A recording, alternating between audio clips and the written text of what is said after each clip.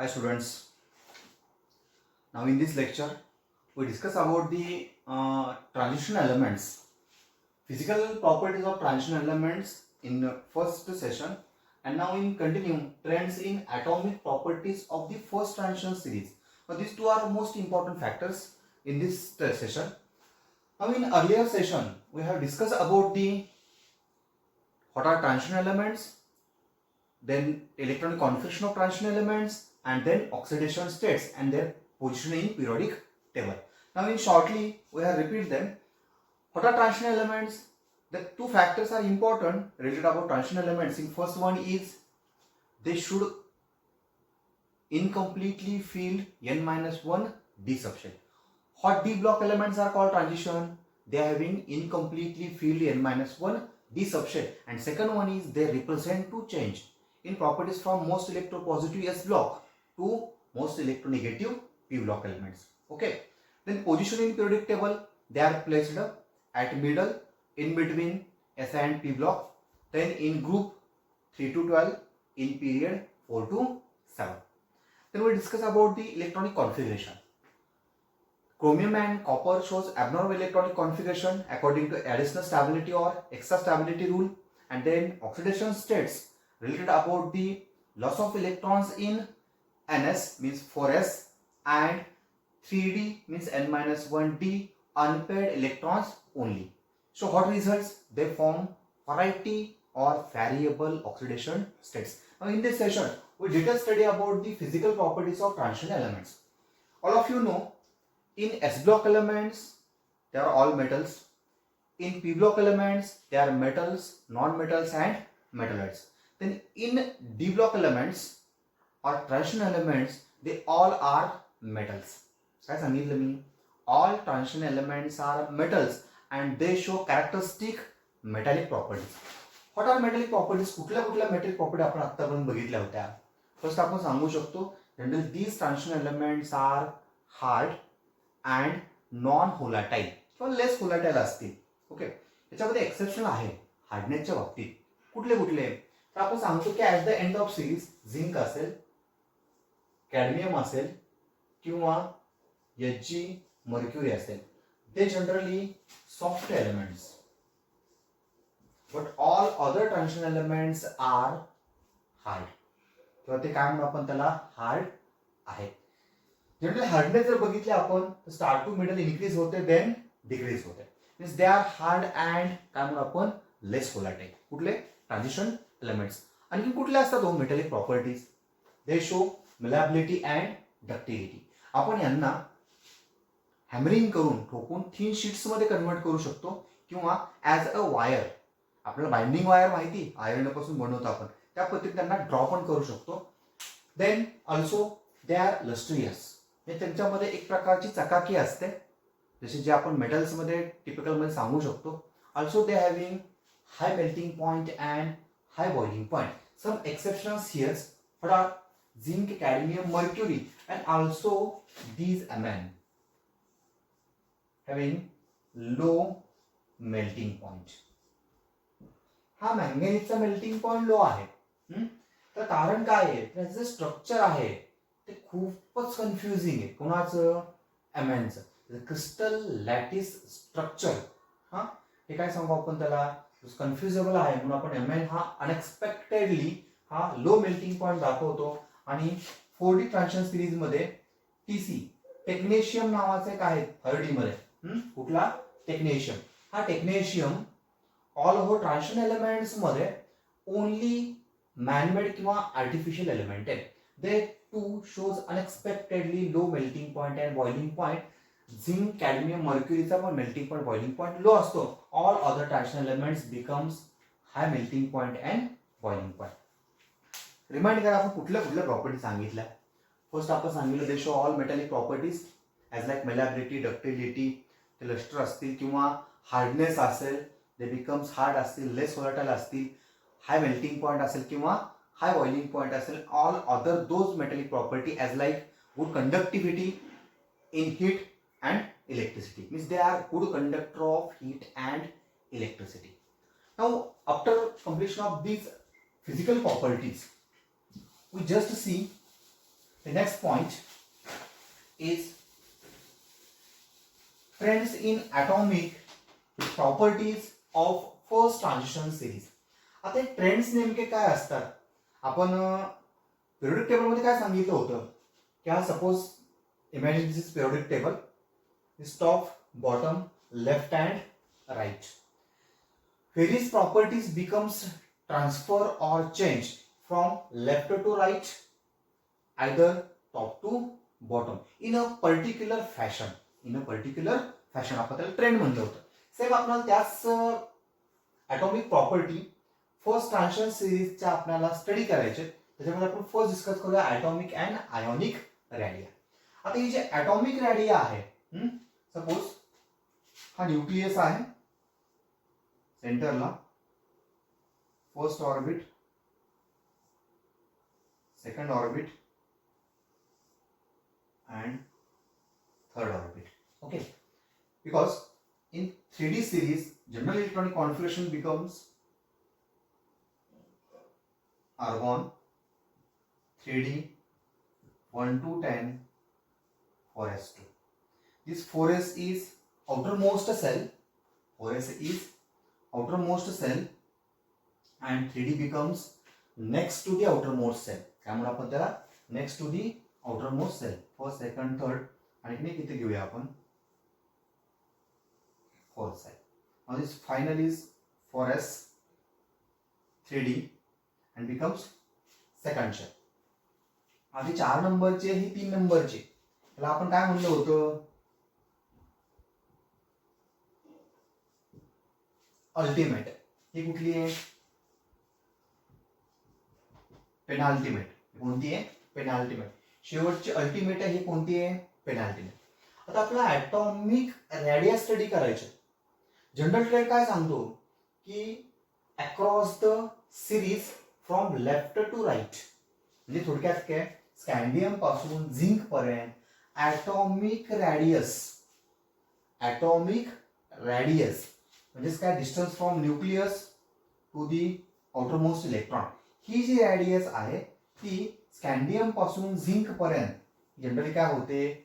Decrease होते. As a gradual decreases. काय reason असेल? स्कॅन्डियम पासून झिंक पर्यंत म्हणजे ह्या सिरीज मध्ये ॲटॉमिक रॅडियस काय झाली? डिक्रीज झाली, कमी कमी होत गेली. त्याला कारण काय आहे बघूया आपण डिटेल्स मध्ये रिझन यांच्यामध्ये. आता रिझन काय सांगता येईल आपल्याला? तर आपण सांगतोय atomic radius of transition elements decreases gradually from left to right across the series. आपल्याला फर्स्ट रिझन सांगावं लागेल. In first reason atomic number from scandium to zinc means in across transition series atomic number increases from left to right. Atomic number increases from left to right by 1 unit.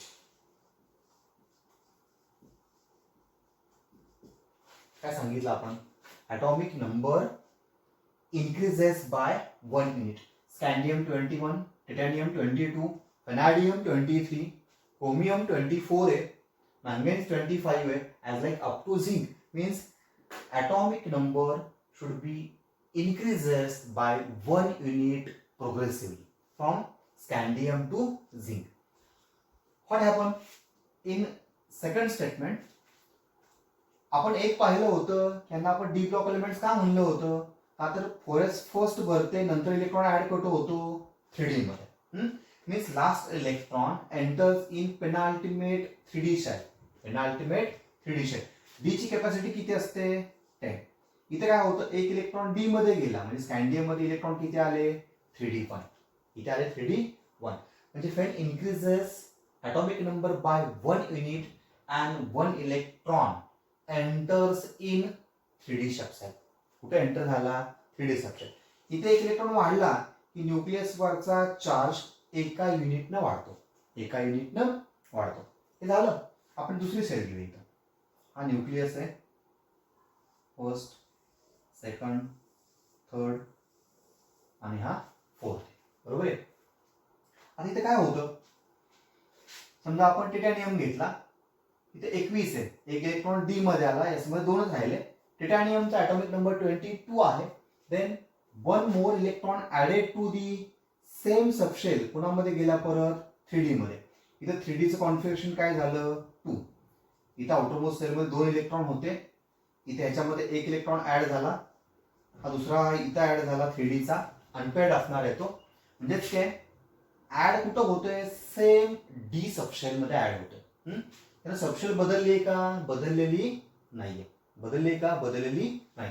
त्याचा effect काय होतो, generally nucleus आणि outermost electron या दोघांमध्ये attraction असतं. दोघांमध्ये काय असतं, अट्रॅक्शन. म्हणजे न्यूक्लियस अँड 4s इलेक्ट्रॉन्स यांच्यामध्ये अट्रॅक्शन आहे. हे अट्रॅक्शन जेवढं स्ट्रॉंग तेवढी रॅडियस कमी, तेवढी साईज कमी. मग आता ह्या दोघांमध्ये अट्रॅक्शन बॅरियर करण्याचं काम कोण करतात, इथले इलेक्ट्रॉन्स.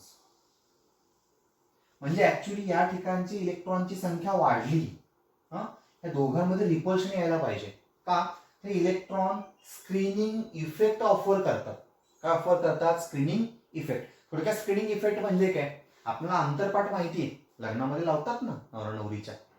अट्रॅक्शन बॅरियर, काय म्हणतो आपण त्याला, अट्रॅक्शन बॅरियर. थोडक्यामध्ये या दोघांमधलं अट्रॅक्शन कमी करण्याचं काम हे इनर इलेक्ट्रॉन्स करत असतात. काय सांगितलं मी, हे अट्रॅक्शन बॅरियर करण्याचं काम ह्या दोघांमधलं कोण करत असतात, इनर इलेक्ट्रॉन्स. पण हे जे 3D इलेक्ट्रॉन्स आहेत ते मुळामध्येच वीक शिल्डिंग इफेक्ट किंवा वीक स्क्रीनिंग इफेक्ट ऑफर करतात. असं का, का तर ही जी 3D सबशेल आहे त्याची पेनिट्रेशन लेस आहे किंवा ते डिफ्युज्ड इन शेप्स आहे. आपण सिंपल सांगू शकतो, याच्यामध्ये असणारे जे डी इलेक्ट्रॉन्स आहेत ते ऑफर स्मॉल स्क्रीनिंग इफेक्ट किंवा स्मॉलर स्क्रीनिंग इफेक्ट. याच्यामुळे होतं काय, हा न्यूक्लियस आणि आउटरमोस्ट इलेक्ट्रॉन यांच्यामध्ये अट्रॅक्शन वाढतं. आपल्याला एक्सपेक्टेड काय होतं, इथे इलेक्ट्रॉन्स वाढत गेले की दोघांमध्ये अट्रॅक्शन कमी व्हायला पाहिजे आणि साईज वाढायला पाहिजे. आपण सांगतो काय, साईज कमी होते. असं का होतं, ज्यावेळेस ॲटॉमिक नंबर एका नंबरनं वाढतो त्यावेळेस तो इलेक्ट्रॉन कुठं ऍड होतोय, सेम डी सबशेल. कुठं ऍड झाला, same D subshell. 1 electron enters in 3D subshell only. 3D subshell only. फक्त कुठे ऍड होतोय, पेनल्टिमेट 3D सबशेल मध्ये. याचा रिझल्ट काय झाला की दिस 3D subshell offers weak screening effect or smaller screening effect. Due to this, attraction between nucleus and outermost electron increases and this subshell pull towards the nucleus. Pull towards the nucleus and size become decreases. असं का झालं, कशामुळे attraction वाढलं, का तर एक electron इथे add झाल्याबरोबर याच्यावरती एक पॉझिटिव्ह चार्ज वाढला, दुसरा इलेक्ट्रॉन ऍड झाला टिटॅनियम बरोबरती आणखी एक पॉझिटिव्ह चार्ज वाढला. व्हॅनॅडियम जर येत असेल तर परत कॉन्फिगरेशन काय होणार आहे, 3D3. तिसरा इलेक्ट्रॉन वाढला, इथं आणखीन एक पॉझिटिव्ह चार्ज वाढला. इलेक्ट्रॉनची संख्या एका युनिटनं वाढत गेली की न्यूक्लियसवरचा चार्ज पण वाढत गेला. या चार्जला म्हणायचं इफेक्टिव्ह न्यूक्लिअर चार्ज. त्यामुळे आपण त्याला effective nuclear charge. And this charge responsible to attract outermost shell towards itself. हा रिस्पॉन्सिबल आहे याला स्वतःकडे ओढून घेण्यासाठी. आता हा स्ट्रॉंग का झाला इफेक्टिव्ह न्यूक्लिअर चार्ज, तर यांचं जे स्क्रीनिंग आहे 3Dचं ते वीक आहे.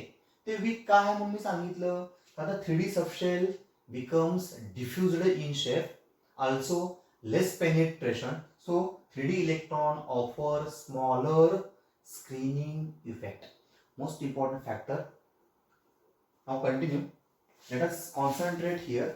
Why atomic radius of transition element should be decreases from scandium to zinc or decreases from left to right. There are first reason, transition elements atomic number increases from left to right by 1 unit. Then 1 electron enters in 3D subshell only. 3D subshell only. तर आपण सांगूया 3D electron offer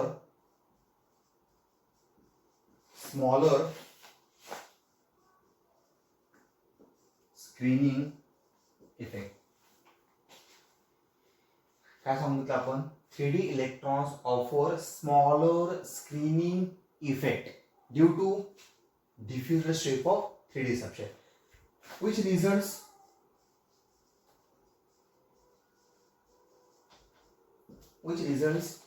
increasing